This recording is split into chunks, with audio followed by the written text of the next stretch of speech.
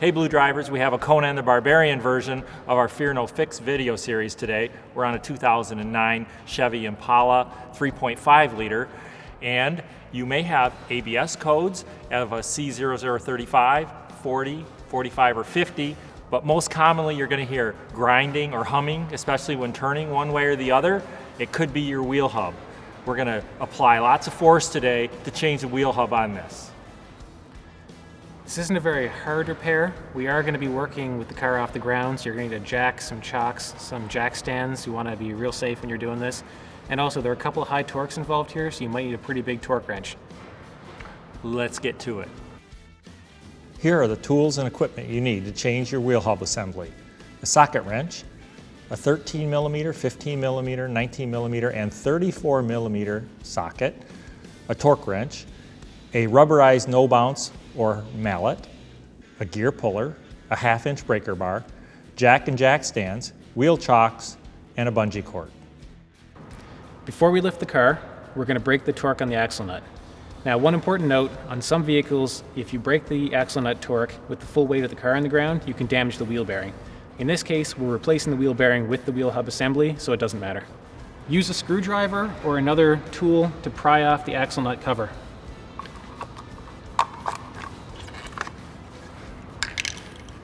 Next, we're going to take a 34 millimeter socket and a 1/2 inch breaker bar, and we're going to loosen the axle nut. Now, one important note. When we loosen this nut, it could break free suddenly, and this is a long bar, so you want to have your hands with your palms open. You don't want your fingers underneath, because if it breaks suddenly, you're going to hit your fingers off the ground. Now we'll break the torque on the lug nuts as well. We'll use the same 1/2 inch breaker bar, this time with a 19 millimeter socket.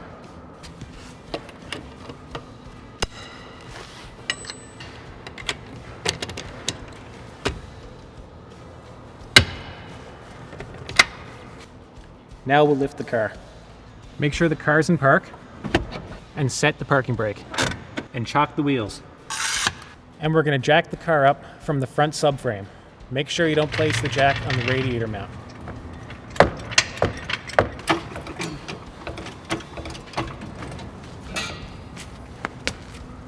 The factory jack points are right here, marked by an arrow on the bottom of the sill here.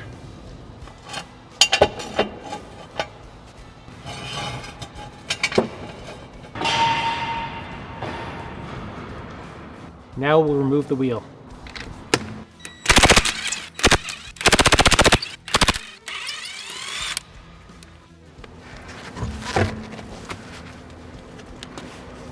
The brake caliper bracket is held on using two 15 millimeter bolts. The first one is on top, right here. The second is on the bottom, down here. Before we remove the brake caliper, we're going to take off the axle nut. If you run into any trouble here, it might make it easier if you have a friend in the car pressing on the brakes.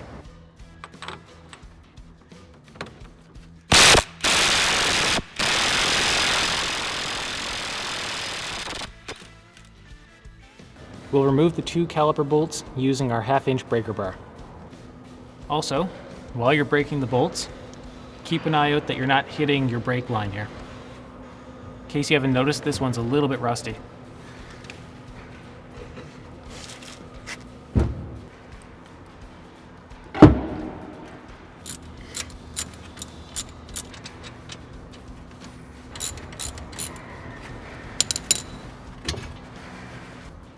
This caliper is a little bit seized, so we might have to give it a friendly little tap with the hammer.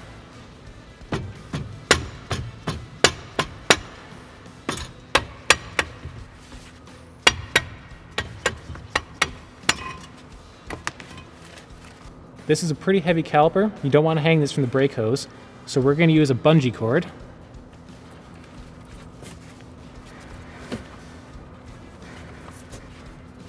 And we're just going to hang it from the strut up here.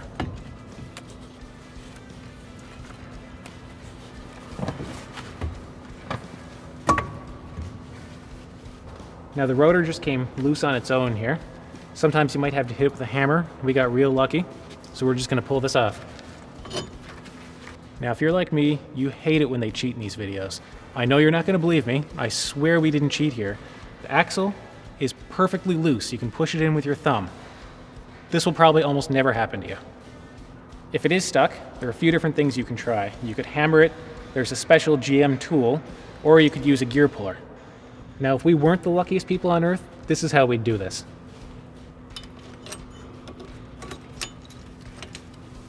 Now that's a man's tool. Love these things. And you can see it's just pushing the axle right in.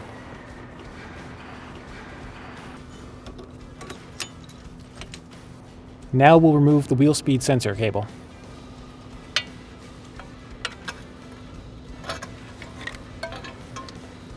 Pull up on the gray clip and disconnect the cable.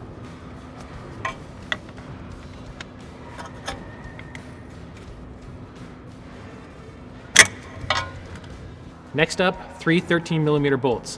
One on top, which you access from behind. One over here, which is by the ball joint for the tie rod. And one down on this side from the back as well.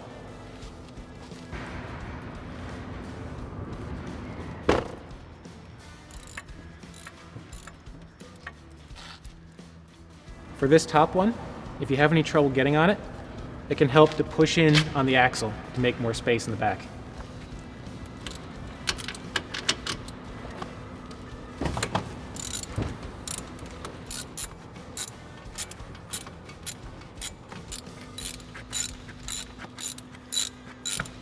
It might take a few hits of the hammer to get the wheel hub out, so I'm going to put on some safety glasses to protect my eyes from flying rust. Before we try to remove the wheel hub assembly, make note of this splash shield on the back to make sure you put it on the right place after.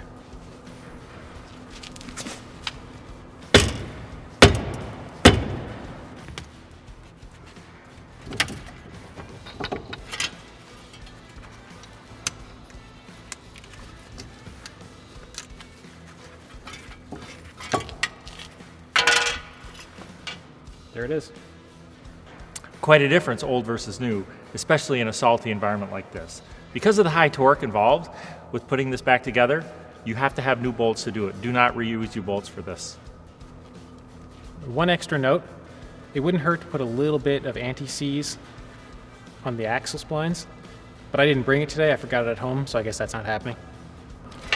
So we'll take our splash shield, put it on the hub assembly, then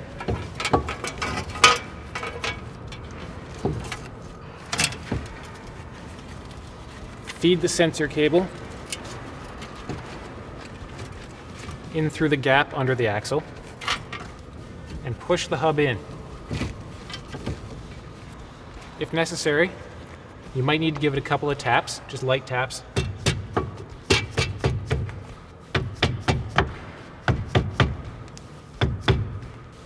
Check to make sure that the cable for the wheel speed sensor isn't binding on the back. And now we'll put in the new bolts.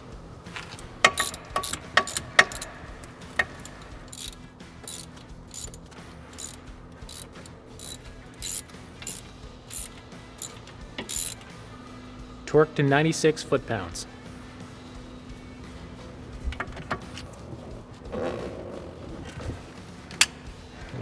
Even when it looks like you have tons of room to work, you still don't. Nope. So nobody will think you're cheating here because people put this on a lift and this is much easier. Oh yeah, absolutely. A floor jack is like a penalty. Clip on the connector for the wheel speed sensor. And then plug in the connector. Cover up your shiny new wheel hub with a rusty old rotor.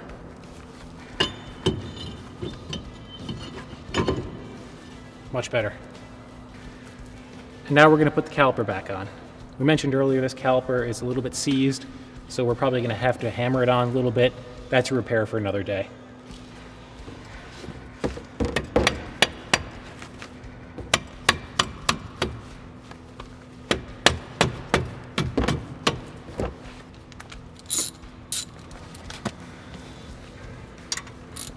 is my least favorite part of brake jobs, trying to line up these holes.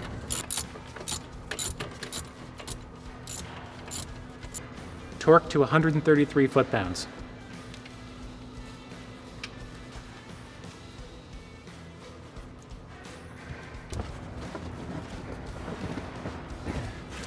And now you want to get a friend, or borrowing that Jim, to hold on to the brakes so you can torque up the axle nut. I'm here.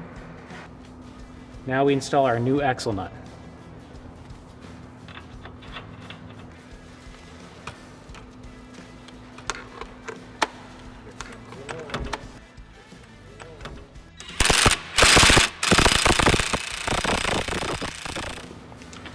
Torque to 155 foot-pounds if you can.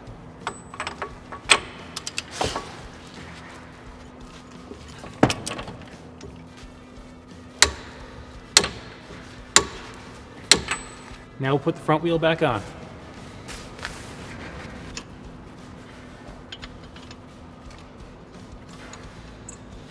And once again, these are 19 millimeters, and that's 100 foot-pounds.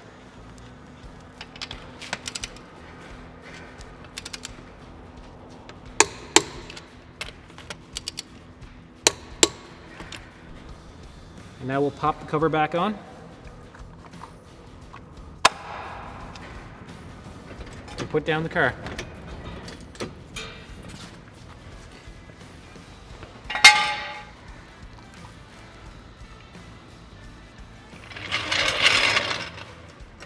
All right, and this one is a wrap. And I think you'll agree this was a Conan version. Lots of big tools. My dad used to say, if that don't work, get a bigger hammer. Today we had a pretty big hammer. Chris? And with that, you can go to our website, bluedriver.com, to get a ton of other information, maybe like what kind of beer you should have when your repair's done, and other things to help you get your car back on the road cheaper and faster. For this video, also you can like the video and subscribe to our YouTube channel because we got great new stuff coming out all the time. Get that car back out on the road, make sure there's no grinding, and until next time, hasta la vista, baby, and fear no fix.